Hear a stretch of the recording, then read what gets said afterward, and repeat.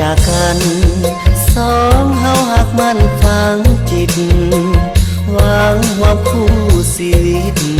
คงริขิตบ่มีหยังแน่น้องจำจากอายข้ามของนี้ตามพ่อแม่สัญญาจะบอกพันเปจะคอยอายแท้ที่สุดน้องคายบ่พอปีเถิงข้าวไอ้นี้ตามมาดังไฟเผาสุมกุลาอายเสียท่าตามมาสา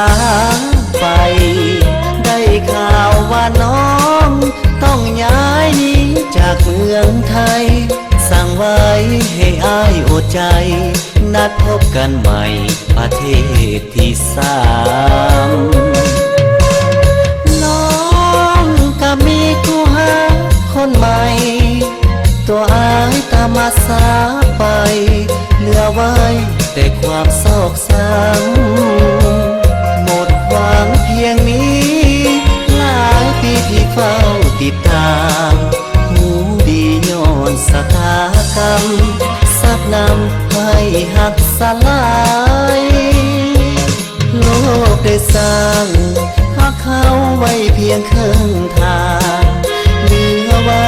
แต่ความหลังเพียงน้ำตาเอาไว้หอมให้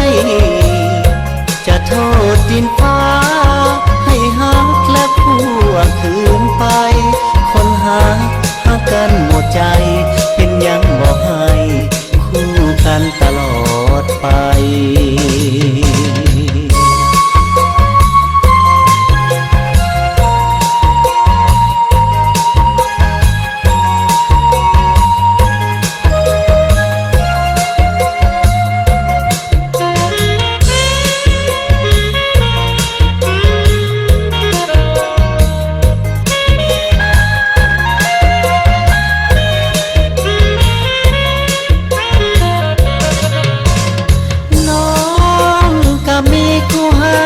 คนใหม่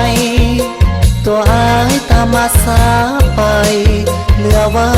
แต่ความโศกช้ำหมดหวังเพียงนี้หลายปีที่เฝ้าติดตามหูดีย้อนสถากรรมสักนำให้หักสลายโลกได้สร้างหักเขาไว้เพียงครึ่งทางเหลือไว้แต่ความหลังเพียงน้ำตาเอาไว้หอมให้จะโทษดินฟ้าให้หักและคู่คืนไปคนหักกันหมดใจเป็นยังบอกให้คู่กันตลอดไป